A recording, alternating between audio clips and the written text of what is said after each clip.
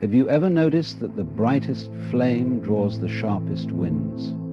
The moth cannot resist its pull, and the shadows stretch farther in the presence of light. To walk as one of God's chosen is to embody this principle, to carry a divine resonance that by its very nature will unsettle the world around you. To be chosen is not to stand on a pedestal or to wear a crown. It is not a designation of worthiness in the conventional sense. It is a resonance, a frequency that aligns with something greater, something eternal. This alignment is not achieved through effort or ambition, but through surrender, a letting go of the masks and identities we cling to. To be chosen is to be in harmony with the pulse of the divine, to become a conduit for the universal will, even when it defies the logic and expectations of the world. When we think of the word chosen, it is tempting to imagine it as a reward, a sign of superiority. This is the ego's interpretation, always seeking a hierarchy, a way to define itself as above or below others. It is about stepping into a role that is not self-appointed, but naturally arises from a profound inner connection. This connection is not something that can be fabricated or forced. It emerges when we stop trying to be something we are not, when we stop measuring ourselves by the standards of the world, and instead allow ourselves to be what we truly are. In this sense, being chosen is less about being picked and more about being available. It is about removing the barriers within ourselves that prevent us from aligning with the greater whole. When these barriers fall away, what remains is not a chosen individual, but a vessel through which the divine can flow. This is why those who are chosen often do not feel special. If anything, they feel humbled, even burdened by the weight of their calling. They do not see themselves as elevated or separate from others, but as deeply intertwined with the fabric of existence. They recognize that their alignment is not a personal achievement, but a gift, a grace that has been bestowed upon them, not for their benefit alone, but for the benefit of all. This is the paradox of being chosen.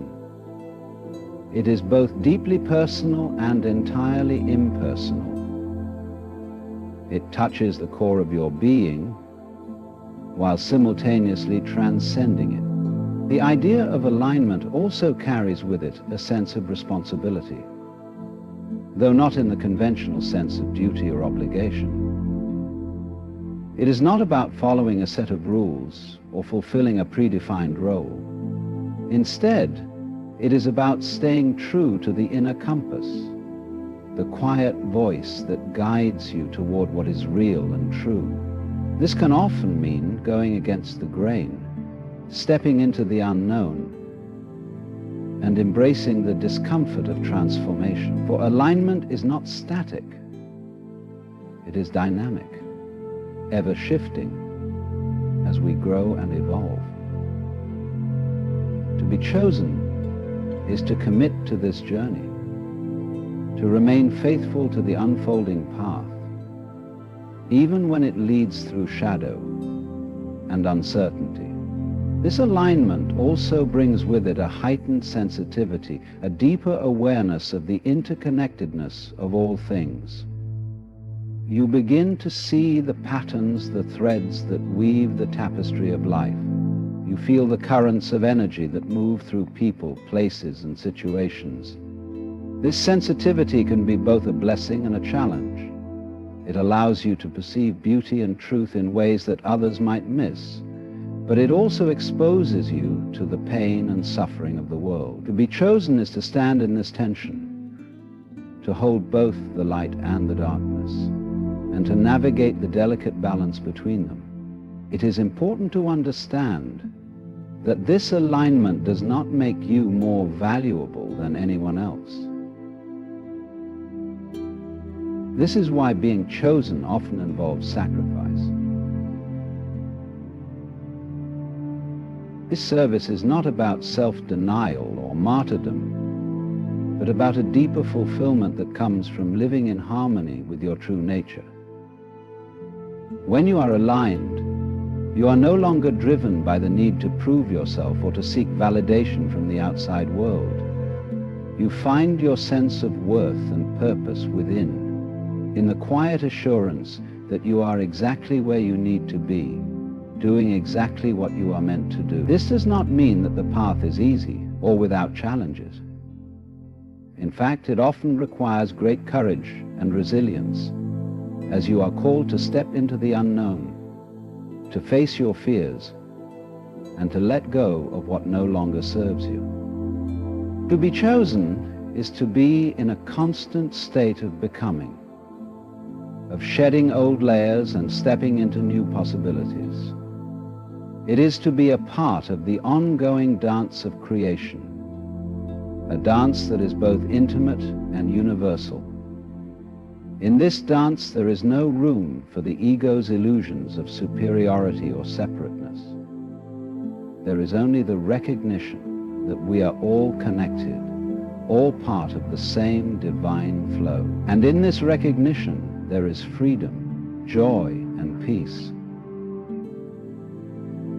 A peace that comes not from escaping the world, but from fully embracing it, from living in alignment with the truth of who you are. The brightness of light brings with it a certain discomfort, for in its presence the hidden things come into view. This is the paradox of existence. In order for us to truly see, we must also confront what we do not wish to acknowledge. The light of truth, the light of being, inevitably forces into awareness what we have long kept in the dark. Those who walk in the light, who live in alignment with the divine, are not simply bearers of goodness. They are bearers of revelation. And revelation is a double-edged sword. It is both a gift and a challenge. It brings clarity and understanding. But it also forces us to face aspects of ourselves that we may not be ready to confront. The chosen ones, those who embody this light, do not just illuminate the beauty and harmony in the world. They also stir the hidden fears, insecurities, and unresolved conflicts that people have buried deep within themselves. In the presence of such light, the darkness within others is stirred, not because the light is attacking it, but because it is being seen for the first time. And this sight, however uncomfortable, is the first step toward transformation. And it is important to recognize that this agitation, this irritation, is not a consequence of any wrongdoing on the part of the chosen. They are not the ones who create the darkness in others, rather. They are the ones who expose it, and in exposing it, they give others the opportunity to face it, to acknowledge it, and ultimately to release it. This is where the real power of the chosen ones lies, not in their ability to control or manipulate others, but in their ability to be a mirror, a reflection that allows others to see themselves more clearly. But mirrors are rarely appreciated in the moment of reflection. A person who gazes into a mirror does not always like what they see. They may recoil, avert their eyes, or even become angry at the image that stares back at them. So too do people react when they encounter the light of truth. It stirs discomfort. It challenges what they have held as true for so long. It asks them to question the stories they have told themselves about who they are. This is not a process that can be forced or rushed. The chosen ones, the bearers of light, must understand that their role is not to change others or to fix their problems. It is not about imposing their understanding of the world onto others or attempting to save anyone. It is about standing as a beacon, shining unapologetically and allowing others the space to confront their own shadow. The irritation that arises is not a reflection of the chosen one's intention, but a reflection of the internal conflict that others experience when faced with their own truths. It is not personal, even though it may feel deeply personal. To irritate is simply to disrupt the status quo, to shake the foundation of illusions that people have spent their lives building. And this disruption is necessary, for without it, there can be no change. Without the disturbance, there is no awakening. The irritation that arises in others can take many forms: anger, resistance, avoidance, even disdain. But all of these are manifestations of the same underlying phenomenon: the confrontation of what has been repressed. When the light of the chosen ones shines on the dark corners of the psyche, the parts of the self that have been hidden, ignored, or denied for so long can no longer remain in the shadows. They are brought into the open. And this exposure is uncomfortable. It is not unlike opening a chest that has long been locked, only to discover that it contains things we were not ready to face. In this sense, the irritation that the chosen ones provoke is a sign of their effectiveness, not their failure. It is a sign that they are doing exactly what they are meant to do.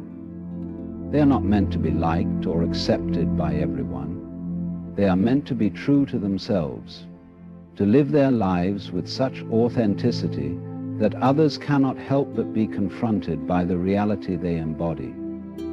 This confrontation is not meant to destroy, but to awaken. It is the awakening that makes people uncomfortable, not the person themselves.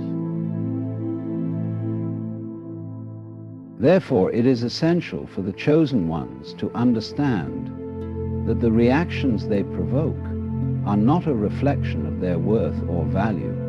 They are simply the inevitable result of being in the presence of light.